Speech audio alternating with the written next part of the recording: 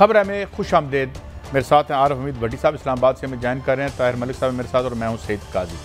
नाज़रीन, senate election में एक जो है वो अब बुखार बढ़ता चला जा रहा है और एक जो कहानी फ्लोट की जा रही है वो उस पर हम बात करेंगे कि ये क्या है जो कि पीपल्स पार्टी के उम्मीदवार हैं, क्या वाकई इनको जितवाया जाएगा और कोई मैसेज दिया जाना है, इस पर बात करेंगे। इसके साथ नवाज शरीफ साहब को वापस लाने के तमाम हुकूमती फार्मूले तो कारगर साबित ना हो सके तो ये खेल किस तरफ जा रहा है। इसके साथ ही बड़ी खाक उड़ाई जा रही है कावे मूसवी और जो डेविड रोज़ हैं। अब उनके दरमियान इतनी खाक उड़ाई जाएगी कि असल मसला ही खैर से पीछे चला जाएगा कि वारदात क्या थी और क्या नहीं थी। अब ये 1.5 लाख पाउंड उन्होंने मांगा या नहीं मांगा, इस पर बात करेंगे। वो इनकार कर रहे हैं और कावे मूसवी इसरार हुकूमत चीनी माफिया से 386 अरब रुपए वसूल कर सकेगी। ये है बड़ी अहम स्टोरी। मगर बड़ी साहब, शुरू करते हैं हम सेनेट इलेक्शन में।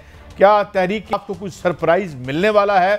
और जो कहा जा रहा है कि जनाब बहुत एक्टिव हैं, जरदारी साहब बहुत एक्टिव हैं और यूसुफ रज़ा गिलानी साहब के ज़रिए कोई मैसेज दिया जाएगा। और कल आपने भी कहा था कि नोटों के बोरियों के मुंह खुल चुके हैं मुबैना तौर पर। भट्टी साहब। बिस्मिल्लाहिर्रहमानिर्रहीम। कायद साहब देखें, यूसुफ रज़ा गिलानी को कुछ लोग हवा बना रहे हैं। यूसुफ रज़ा गिलानी वो जिसे नवाज शरीफ साबिक वज़ीर आज़म ने नाहल करवाया था काला कोट पहन के। हाँ, उनकी एक बात मशहूर हुई थी कोई खारशार वाली। मुझे बताएं, अगर वो इतने अहम है तो उन्हें इस्लामाबाद जैसे टफ एरिया से इलेक्शन लड़ाने की बजाय जरदारी साहब सिंध से लड़ा लेते इलेक्शन। अगर वो जीत भी जाते तो कौन सा मार्का मार लेंगे? उनकी कौन सी इतनी क्रेडिबिलिटी है कि लोग पीटीआई को छोड़ के, नून लीग को छोड़ के, जो नून लीग पर सबसे ज्यादा इल्जाम उन्होंने लगाए, असेंबली में खड़े होकर एस्टेब्लिशमेंट को यूसुफ रज़ा गिलानी ने बुरा भला कहा कि रियासत स्टेट विद इन स्टेट नहीं चलेगी। तो मैं नहीं समझता कि वो, हाँ जरदारी साहब यकीनी बात है 300 से ज्यादा बड़ा हाउस है, तो जो खुद हमारे पॉलिटिशियन काबिल एतमाद कहते हैं कि जी 50-50 करोड़ का बिक रहा है, तो अगर 10 एमएनए खरीद भी लेते हैं, ये इन केस में बता रहा हूं, वो सेनेटर बन भी जाते हैं, तो क्या पाकिस्तान की सियासत चेंज हो जाएगी? क्या हुकूमत बदल जाएगी? क्या इमरान खान साहब रिजाइन दे देंगे? ऐसा नहीं होता। ये सिर्फ खून को गर्म करने का एक बहाना है। जरदारी साहब जो चाहते थे, उनकी 5 साल हुकूमत रहे, वो चल रही है। उनके केस खत्म हो चुके हैं, वो खत्म हो चुके हैं, तो मंडी तो लगी हुई है। हाँ, बलोचिस्तान में हालात खराब थे, उधर अहम तरीन शख्सियात ताकतवर हलकों ने एक चक्कर लगा लिया है, तो मेरा ख्याल है बाप के मजीद 7 वोट उधर और बच जाएंगे। ये इस्लामाबाद की खबर आपको बता रहा हूं। आज इमरान खान साहब ने मसरूफ 3 दिन गुजारा और खासे लोगों को टिकटें जारी की। तो सेनेट का इलेक्शन इतना बड़ा इशू नहीं है। असल इशू है जो आपके दोस्त फवाद चौधरी ने आज कहा है कि मरियम बाहर जाना चाहती है। वो उस पर भी मैं बात करूंगा, क्योंकि उन्होंने कहा है कि उन्होंने दरख्वास्त की है और उनकी दरख्वास्त रद्द कर दी है प्राइम मिनिस्टर साहब ने कि वो बाहर खुद, शायद कल लग भी रहा था कि शायद उनकी अपनी ख्वाहिश है। लेकिन हम इसी पर आते हैं मलिक साहब। इसमें तो भट्टी साहब कहते हैं कि don't see much in it, कि वो बन भी जाते हैं, नहीं भी बन के, और क्यों बनाया जाएगा उनको? इस्टेब्लिशमेंट को वो जो है वो उन्होंने अपने रखा हुआ था नोक पर, और साथ जो है वो मतलब है उनके खिलाफ बोलते रहे असम्बली में। तो क्यों स्टाम एंड टी कप नहीं, इस जो सियासत होती है, सियासत का ये मतलब नहीं होता कि आपने हर काम करना है, वज़ीर आज़म से इस्तीफ़ा लेना है या असेंबली ख़त्म करनी है। आपने डिफरेंट पॉसिबिलिटीज़ बनानी होती है ना। मेरे हिसाब से इससे एक तीर से 2 शिकार किए जा रहे हैं। पीडीएम पहले तो देखिए आपने मुश्तरका का कैंडिडेट बना दिया, इसके पीछे भी एक साइंस है। साइंस बेसिकली ये कि आप इशारा दे रहे हैं अदम एतमाद का, कि आपने वज़ीर आज़म के ख़िलाफ़ अदम एतमाद लाना है। अब लड़ाई किस चीज़ की है? 19 वोट होगी, 19 वोट ज़्यादा है इमरान से, आप हार जाते हैं, गिलानी साहब नहीं जीतते।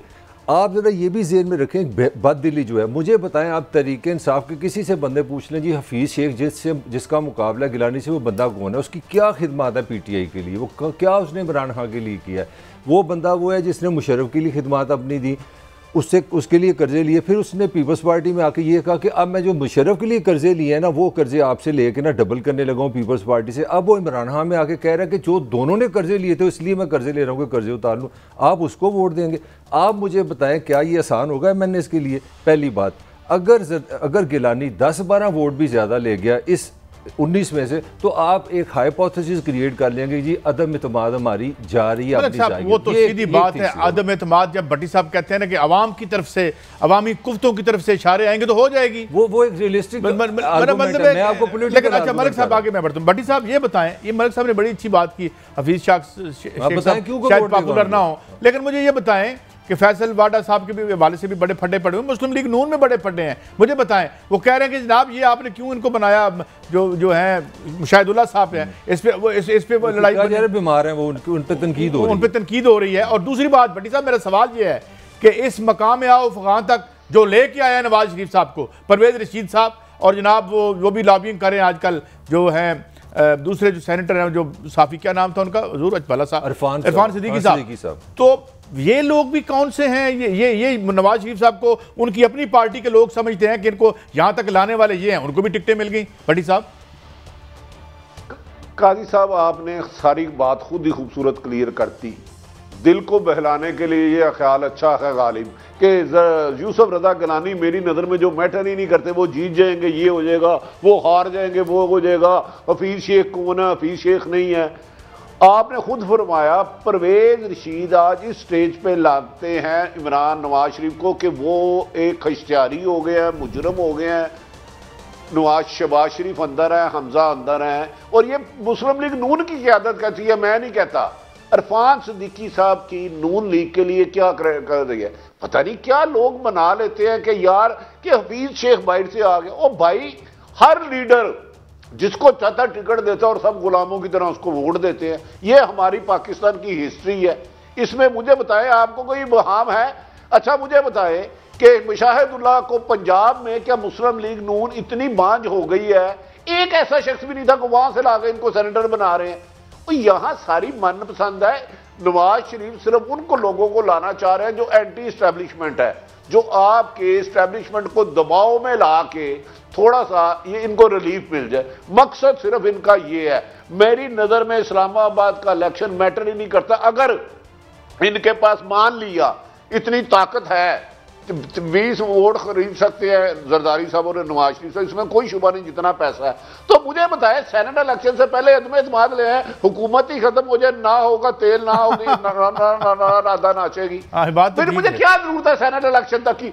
लॉन्ग मार्च की भी जरूरत नहीं रहेगी। अगर इनके पास है, चले 172 ये कर सकते हैं, तो मुझे बताएं पिछले 6 महीने नहीं, ये शॉपिंग कर तो सकते हैं मगर इन्हें करने को नहीं दे रहा। भट्टी साहब, आपके ख्याल में ये कर सकते हैं? ये इनके पास इतनी ताकत है, ये कर सकते हैं? ताकत नहीं, दौलत है। यानी नहीं, आपने जो यूसुफ रजा गिलानी के कैंडिडेचर को इतना वेट दे रहे हैं, मैं कह रहा भाई होता ना तो ये वहां कर लेते, ना सेनेट इलेक्शन आता, ना इन्हें लॉन्ग मार्च करना पड़ता, ना बैंकों के मुंह खोल के लोगों को पैसे देने पड़ते, पहले ही हुकूमत गिरा देते।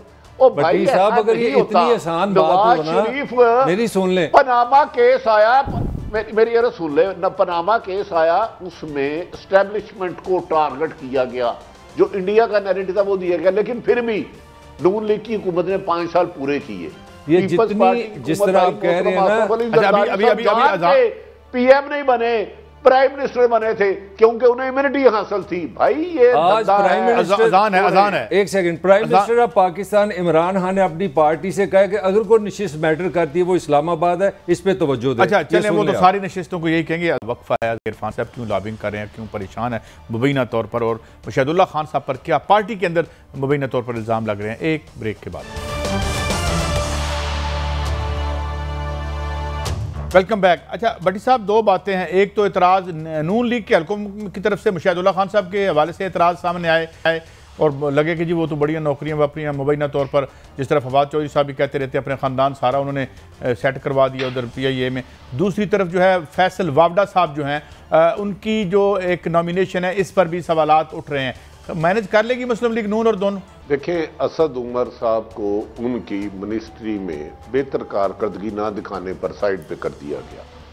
असद उमर माशाल्लाह अच्छे आदमी हैं, जेन्युइन आदमी हैं, प्यारे आदमी हैं, लेकिन आजकल उनकी लॉबी बड़ी हाईएस्ट है। मैं आपको ये बात यकीन से कहता हूँ, फैसल वाडा का टिकट वापस नहीं होगा, नहीं होगा, नहीं होगा।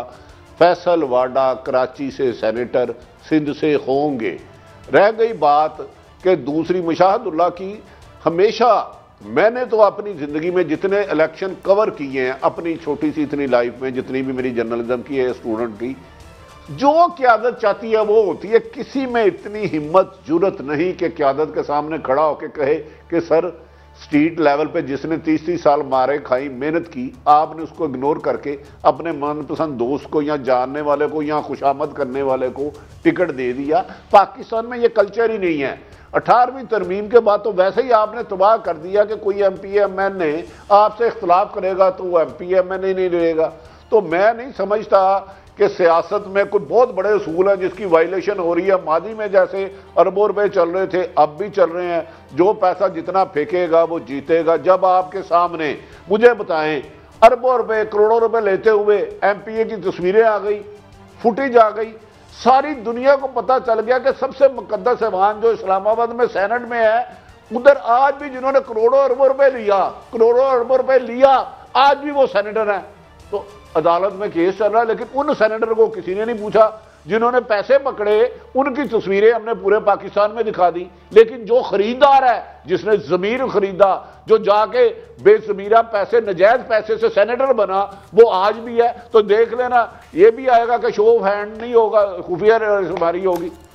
पाकिस्तान में करप्शन बुराई नहीं है कादी साहब। हमें ये लोग छोड़ देनी चाहिए कि फला आदमी करप्ट है। पाकिस्तान में करप्शन वो बुरी है जो आपका मुहारफ करे। मैं करूं, मेरे लिए करप्शन हलाल है, कोई और करे तो हराम है। अल्लाह माफ करे। इस निज़ाम में कादी साहब किससे बेहतरी की उम्मीद मांग रहे हैं आप? अच्छा भट्टी साहब, मरियम साहब अभी ट्वीट कर रही हैं जी कि ये जो आर्टिकल 226 है इसको वायोलेट ना किया जाए और जो है वो शो ऑफ हैंड ना किया जाए, यही उनका इंदिया है। और अदलिया जो है वो बिल्कुल वो उस नज़रिया ज़रूरत को दोबारा ज़िंदा ना किया जाए, इसका जो सलीस तर्जमा जो हमने आपके सामने किया, इस पर भी बात करते हैं। इसके साथ सुप्रीम कोर्ट में आज जो भट्टी साहब जो कमेंट्स आए, चीफ जस्टिस साहब का कहना था आपने शायद हमारा कल का समझने की कोशिश नहीं की। चीफ इलेक्शन कमिश्नर साहब मामले की गहराई को समझें, आपको मालूम नहीं पाकिस्तान में इलेक्शन कैसे होता है, काबिल शनाख्त बैलेट पेपर के लिए आइन में तरमीम करना होगी, ये चीफ इलेक्शन कमिश्नर का कहना था। वीडियो का जायज़ा लेने के लिए इजलास बुला लिया है, ये भी चीफ इलेक्शन कमिश्नर ने बताया। 2018 की वीडियो का इलेक्शन कमिश्नर को आज पता चला।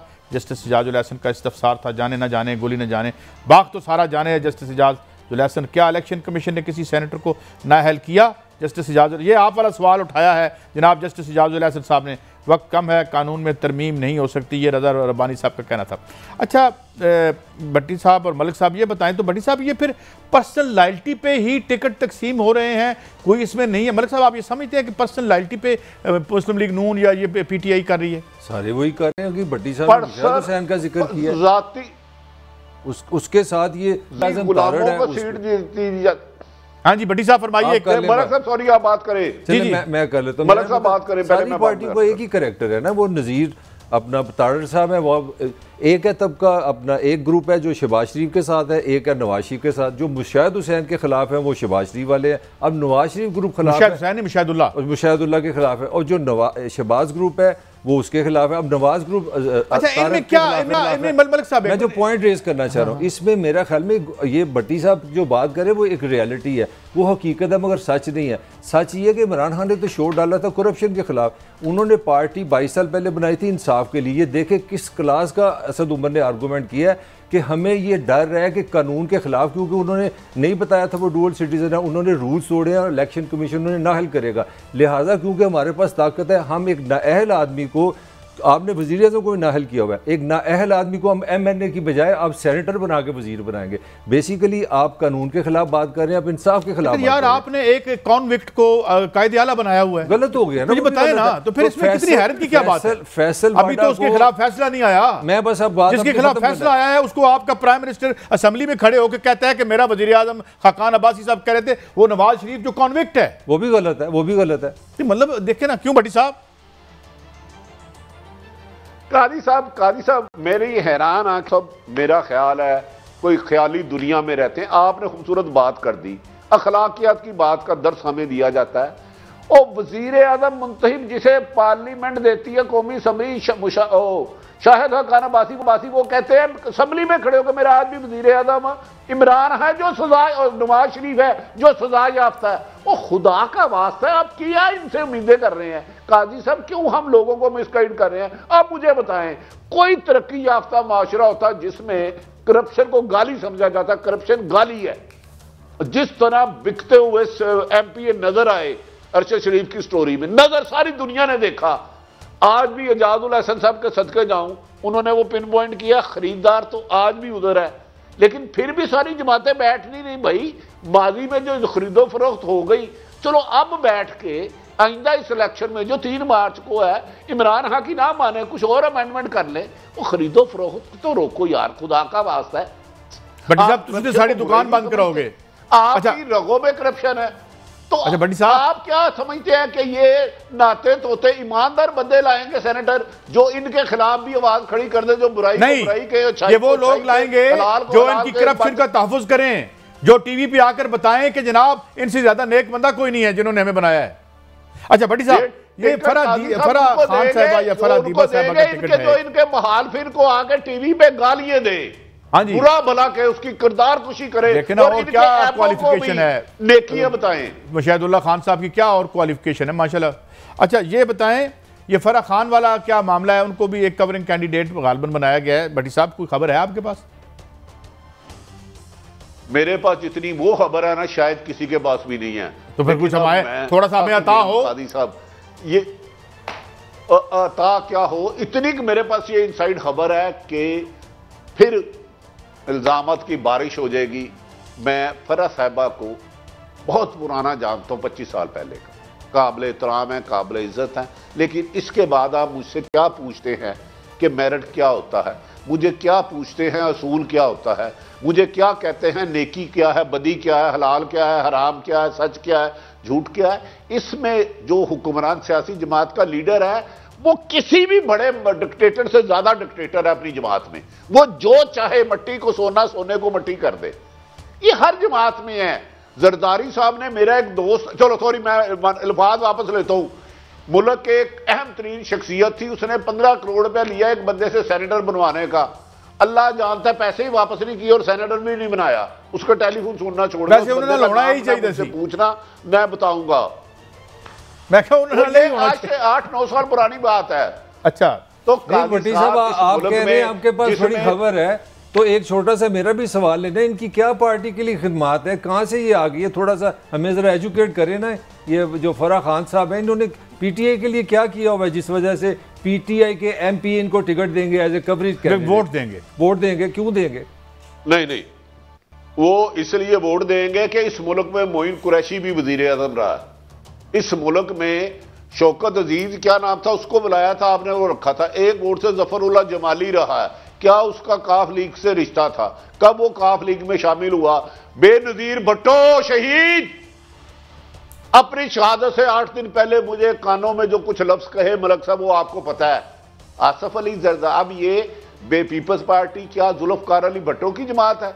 डू यू थिंक कि ये मोहतरमा बेनजीर की ये जरदारी साहब, जरदारी लीग है, जरदारी लीग है? ये जरदारी साहब जो कह रहे हैं ना, आप उसको क्यों वोट देंगे? जरदारी साहब आज नून लीग के साथ मिलकर एक स्टेज पे इकट्ठे क्यों है? मुझे इसकी रीजन बता दे। कौन सा, क्या इनकी मंजिल एक है, रास्ता एक है, मकसद एक है? दोनों ने एक दूसरे को गालियां दी ना, बुरा भला का। सही कह रहे हैं। एक ब्रेक पे जाना है भट्टी साहब, आज इकट्ठे होने की क्या वजह है? भट्टी साहब जब हम ब्रेक से वापस आएंगे तो मुझे पता है आपके पास खबरें हैं। जो मरियम साहिबा ने कल दिया था कि उन्हें बड़ा मजबूर किया जा रहा है बाहर जाने के लिए कि छोटा सा ऑपरेशन बाहर से करवा लें, और उधर से आ गया एक और ट्वीट जनाब फवाद चौधरी साहब का कि जनाब ये तो दरख्वास्त भेजी थी इन्होंने पीएम साहब को, उन्होंने इनकार कर दिया है कि यहीं रहें और यहाँ पे हमारे खिलाफ तहरीक चलाएं। मामला क्या है और नवाज शरीफ साहब को वापस लाने के लिए कोई हिकमत अमली है या नहीं? बड़ी अहम खबरें एक ब्रेक के बाद। Welcome back. मरीम नवाज साहिबा का एक ट्वीट नाज़रीन आपको दिखाता, सॉरी मरीम नवाज साहिबा के हवाले से एक ट्वीट जनाब चौधरी फवाद हुसैन साहब का, जो कि फेडरल मिनिस्टर है, वो कहते हैं मरीम नवाज लंदन जाना चाहती हैं और इसके लिए बैक डोर राब्ते किए गए हैं, लेकिन वज़ीर आज़म इमरान खान ने उस दरख्वास्त को मुकम्मल तौर पर रद्द कर दिया है। आप तहरीक का शौक़ पूरा करें, लेकिन इसके लिए आपको पाकिस्तान रहना होगा। भट्टी साहब, आज चौधरी फवाद हुसैन साहब ने कह रहे हैं एक बात की, और शिबली फराज साहब ने भी कुछ कहा इसी ज़िमन में, वो भी सुन लेते हैं, फिर आप दोनों का कमेंट लेते हैं। सुनाइए जी। इस खानदान में कौन सी ऐसी बीमारी आती है जिसका इलाज पाकिस्तान में नहीं हो सकता, तो ये अपने लिए वो राह हमवार कर रही हैं। बाहर जाने की उनको जरूरत महसूस हो रही है। जाहिर है जो कोर्ट्स फैसला करती हैं तो कोर्ट्स करेंगी, लेकिन हम बिल्कुल इस किस्म की सिचुएशन में हमारी तरफ से तो उनको कोई इजाजत नहीं होगी। भट्टी साहब, हमारी तरफ से इजाजत नहीं होगी। पिछली दफा भी कोर्ट ने कहा था कि जनाब जमानत दें अगर ये 2-3 दिन तक इनको कुछ हो ना जाए, इस तरह की सिचुएशन क्रिएट हुई थी। तो अब आप बताएं ये क्या मामला है? कल भी आपने बताया था ये मरियम साहिबा गालबन खुद ख्वाहिश जाग रही है उनकी यहां से जाने की। आप क्या समझते हैं, मैं गलत कह रहा हूं ये सही? देखिए काजी साहब, हरफ बहरफ आप ठीक कह रहे हैं। ये अब नहीं जाना चाह रही, जब इनके वालिद साहब गए थे उससे पहले जाना चाह रही थी। और इस काबीना में जो क्रेडिबल वजीर हैं ना, मिनिस्टर साहबान है, उनमें से एक शिबली फराज साहब का नाम आता है, जहां तक मेरी राय है। इससे इख्तलाफ आप कर सकते हैं। नवाज शरीफ जब गया था उसी वक्त बैकडोर राब्ते करके भीख मांगी गई थी, मिन्नत अल्लाह किया गया था कि मरियम को भी जाने दे। गालबन वो नवंबर में गए तो मरियम साहबा ने जाना था जनवरी में। हम अपने प्रोग्राम में खबर है, मैं इसका जिक्र भी कर चुके हैं। फिर नवाज शरीफ साहब उधर गए, उन्होंने अमेरिकन लॉबियस्ट हायर किए। पाकिस्तान से एक साहब गए, उन्होंने जाकर वायलेशन, उस पर इनका ट्वीट खामोश रहा, जिसकी एक पूरी हिस्ट्री है। मैं आपको चैलेंज कर रहा हूं, आज भी कोशिश की जा रही है कि मरियम नवाज को, जैसे उनके वालिद मुल्ज़म नवाज शरीफ को इलाज के बहाने जाने दिया गया था, इनकी भी इजाजत दी जाए।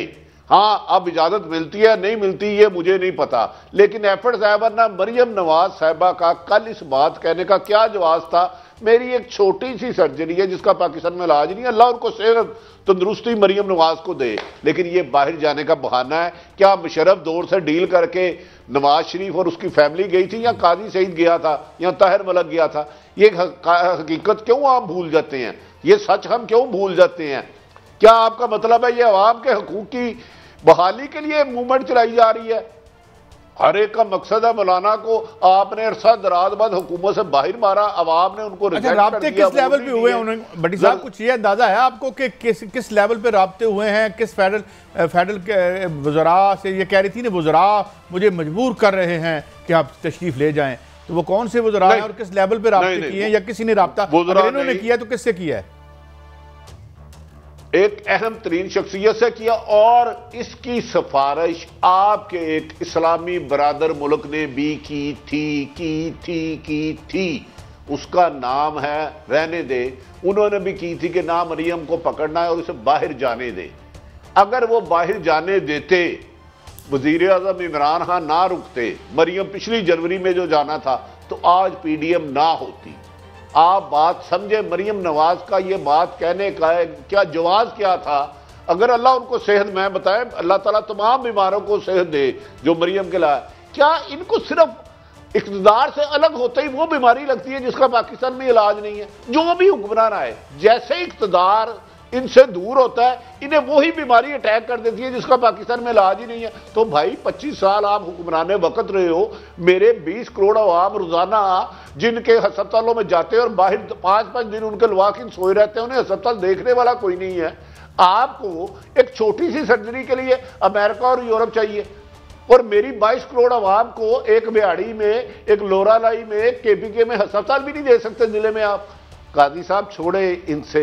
अच्छा, ये तो बात तय होगी कि बीमारी पर तो पहले बड़े शक पड़ गए हैं। एक तो लंदन की फिजाओं में बड़ी एक तिब्बी सहूलियात हैं, वहाँ सांस लेते ही इंसान अल्हम्दुलिल्लाह ठीक हो जाता है। मलिक साहब, एक बयानिया खुद भागना चाहते हैं, यहाँ पे आफियत तलाश कर रहे हैं, क्या है ये? कौन सी लीडरशिप, कौन सा बयानिया, फिर क्या है ये? मैं भट्टी साहब से 200% एग्री करूँगा। कल ये स्टेटमेंट देने की कोई रीज़न नहीं थी। अगर ये स्टेटमेंट वही है जो भट्टी साहब एक्सप्लेन कर रहे हैं, तो मेरा ख्याल है कि मरियम नवाज़ ने कल सियासी खुदकशी का कदम रखा है। यार, आप एक तरफ सुल्ताना ही बनी हुई हैं, आप लीडर बनी हुई हैं, एक तरफ आप फरमाती हैं कि हमारी लड़ाई बड़ों से है, हमने जमहूरियत के लिए करना है। मैं कहता हूँ जो लीडर होते हैं वो सर्जरी छोटी हो सर्जरी बड़ी हो, चाहे आपकी ज़िंदगी हो आपकी मौत, आप लोगों के साथ रहते हैं। कल का बयान मैं समझता हूँ पोलिटिकली नवाज लीग ने 1 साल में जो टोटल अचीव किया था, और मेरी असेसमेंट में मरियम ने बहुत पॉपुलैरिटी अचीव किया, कम से कम पंजाब की हद तक उसको उसने ख़तरे में डाल दिया। टोटल नॉन पॉलिटिकल बात है, इंतहाई सेल्फिश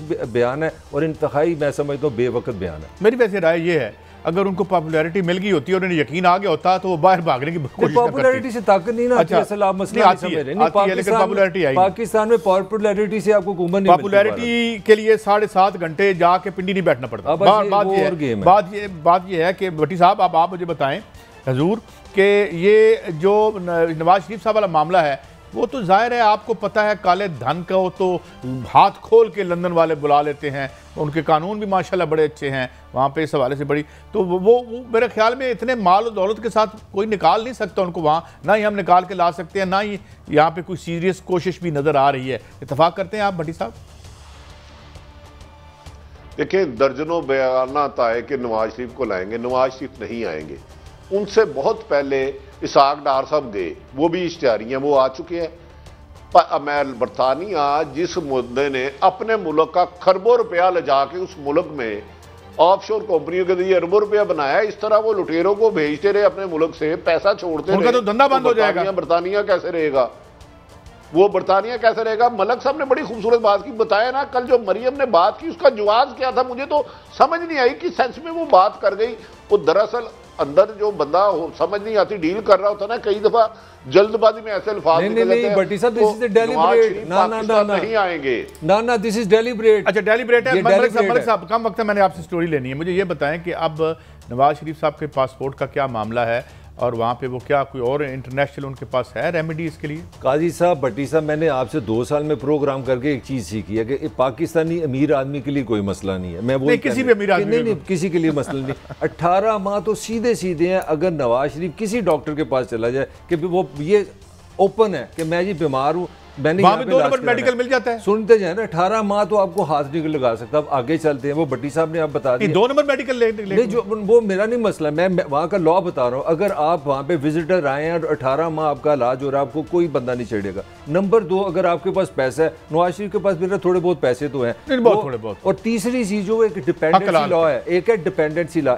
ये याद रखें कि नवाज शरीफ के 2 बेटे ब्रिटिश सिटीजन है, वो डिपेंडेंसी लॉ के तहत अपने बाप की डिपेंडेंसी फाइल कर सकते हैं कि वो 65 साल से ज़्यादा और बड़े कमज़ोर हैं, हम उनको संभाल सकते हैं। और चौथी चीज़ भी मैं आपको बताता चलूँ, as a citizen of the planet Nawaz Sharif UNO के पास जा सकता है कि मैं पॉलिटिकली एक पर्सनैलिटी हूँ, मुझे विक्टिमाइज किया जा रहा है, मुझे यूएनओ एक पासपोर्ट दे, मैंने जी भट्टी साहब, वैसे मैं ये कह रहा था कि बरतानिया तो बड़ी एक खुले दिल का है। जनरल पिनोशे जैसे जराइम पेशा आदमी को उन्होंने वहाँ ही रखा, अल्ताफ हुसैन साहब भी उधर ही हैं, तो मेरे ख्याल में मसला तो कोई नहीं होगा। जी मैं अर्ज करने लगूं, मेरा मलक भाई बड़ा सादा है। 18 महीने मैं हजारों बंदे बताता हूं जो एक दिन ओवर स्टे हुए और उन्होंने डिपोर्ट किया है। हजारों बंदे लंदन ने, एक नहीं, गरीब लोग। असल बात है, इमरान नवाज शरीफ की बीमारी नहीं है 18 महीने, उनकी 18 खरब दौलत है, उसकी वजह से उन्हें नहीं मिलेगा। आजकल तो वहां एक दिन ओवर स्टे हो तो आपको उठाते हैं, डिपोर्ट करके बाहर भेज देते हैं। इसकी मिसालें FIA इमिग्रेशन से ले ले, मैं आपको ले देता हूं लाखों। और भाई असल बात यह है कि अब बरतानिया इस वक्त जिन्होंने भी अपने मुल्क से अरबों खरबों लूटा, उनके लिए एक जन्नत है, एक सेफ समाजगाह है, एक बैंकर है बहुत बड़ा जहां कोई कानून अटैक नहीं कर सकता।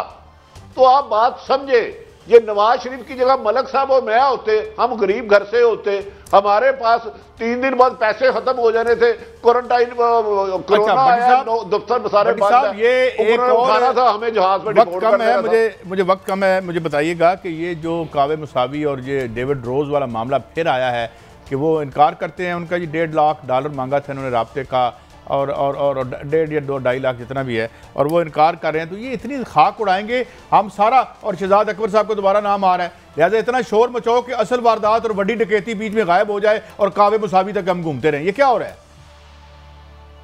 देखिए, आज मरियम औरंगजेब ने बड़ी तल्ख प्रेस कॉन्फ्रेंस की और शहजाद अकबर साहब पे बड़े संगीन इल्जामात लगाए। मैं समझता हूं, देखिए, इसकी तहकीकात होनी चाहिए। ब्रॉडशीट एक इतना बड़ा फ्रॉड है जो मुशर्रफ दौर से चला, 2002 को फायदा होता, 3 में खत्म हो जाता है, 8 में पैसे जाते हैं, 16 में एक केस हार जाता है, फिर भी अरबों जाते हैं।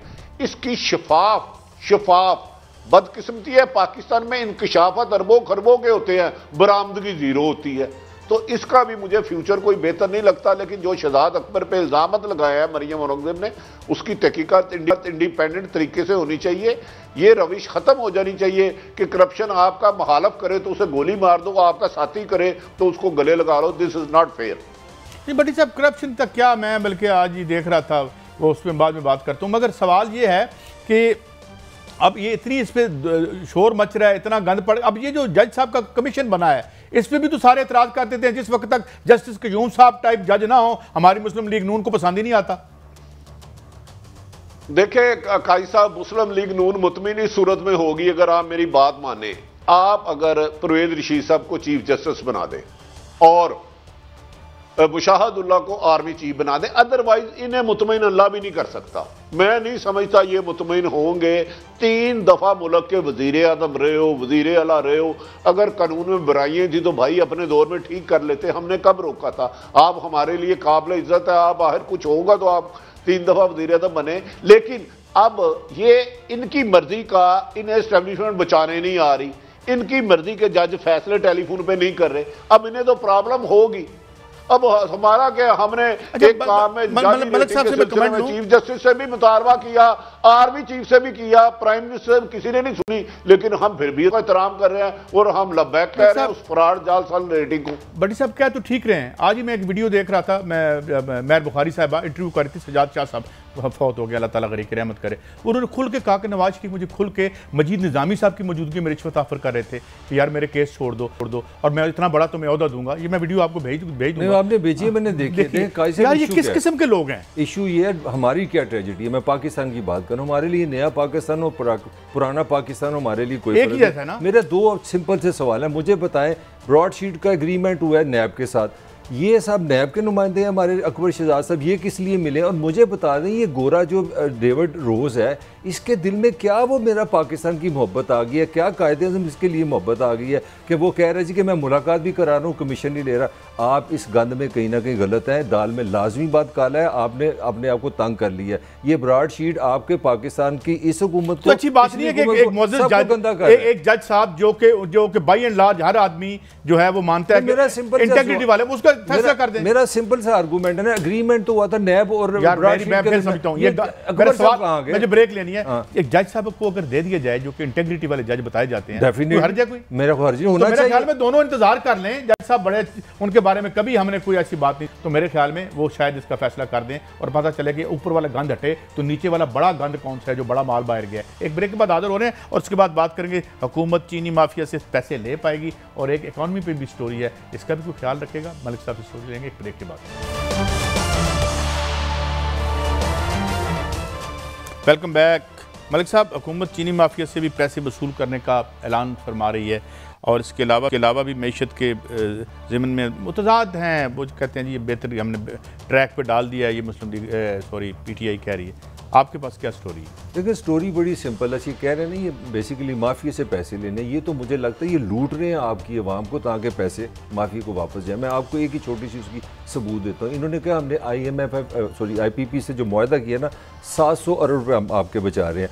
IMF क्या फरमा रही है? IMF ये फरमा रही है कि 2000 का जो आपका सर्कुलर डेट है ना, 2000 का IMF 2300 का, वो कह रहे हैं 2025 में वो 5000 पे जा रहा है। यानी कि 5000 अरब का जो सर्कुलर डेट है वो मुझे पता है किसकी जेब में जा रहा है, वो आपकी जेब से निकल के इनकी जेब में जा रहा है, जिनको ये खुद ही माफिया कहते हैं। अब आगे सुन लें। चीनी का आज का मैं आपको रेट बता देता हूँ। जो हमारी हुकूमत पंजाब है, वसीम अकरम साहब जैसे नेक साफ सुलझे समझदार हुक्मरान जो हमारे सर पे बैठे हैं, उनके पंजाब में रेट है 83 रुपये 50 पैसे फ़ी किलो। आप खुली मंडी का सुबह 10 बजे रेट था 95 रुपये किलो, यहाँ कह रहे हैं आपको 400 रुपये ये लेके देंगे।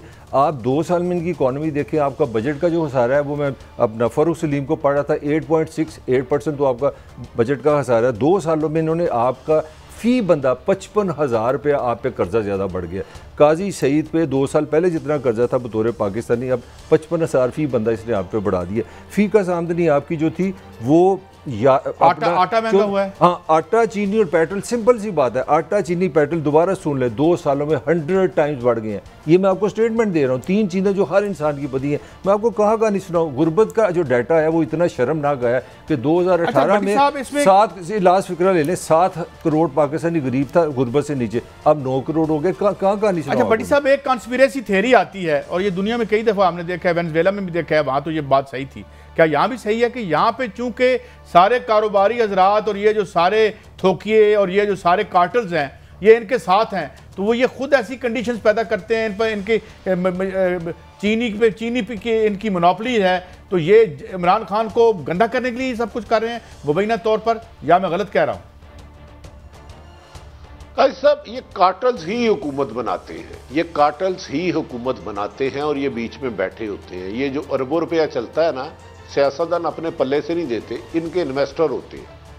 मुझे याद है ज़ियाउल हक का जब जनाजा था तो 11 रुपये पेट्रोल था। अब 11 रुपये तो नहीं ना हो सकता, वक्त के साथ साथ बढ़ना है, लेकिन इस दफ़ा महंगाई ज़रूरत से ज़्यादा हो गई। पहले बिजली पेट्रोल बढ़ता था 1 महीने बाद, अब 15 दिन बाद बढ़ गया क्योंकि IMF के कर्जे दर कर्जे आ गए हैं। तो इनसे माफिया से IPPs पे मैं और आप भी 10 प्रोग्राम कर चुके हैं, मलक साहब भी कर चुके हैं, दीगर हमारे साफी भाई भी कर चुके हैं, गंदुम के स्कैंडल पे भी कर चुके हैं। इन सब को छोड़ दो, ये सेनेट के खरीदो फरोख्त की तस्वीरें सामने हैं, चेहरा सामने है, फिर भी कोई इस करप्शन को पकड़ने के लिए तैयार नहीं है। तो भाईजान डाकू चोर ताकतवर है तो उससे लुटेरों से पैसा नहीं निकल सकता। हाँ, अगर आपने मरूदों की रेहड़ी पे 2 रुपए किलो ज्यादा अमरूद या पुराने सेब बेच दिए तो आपको पुलिस पकड़ के लेगी। मैं ताकतवर के लिए सॉरी मुझे कोई कानून नहीं।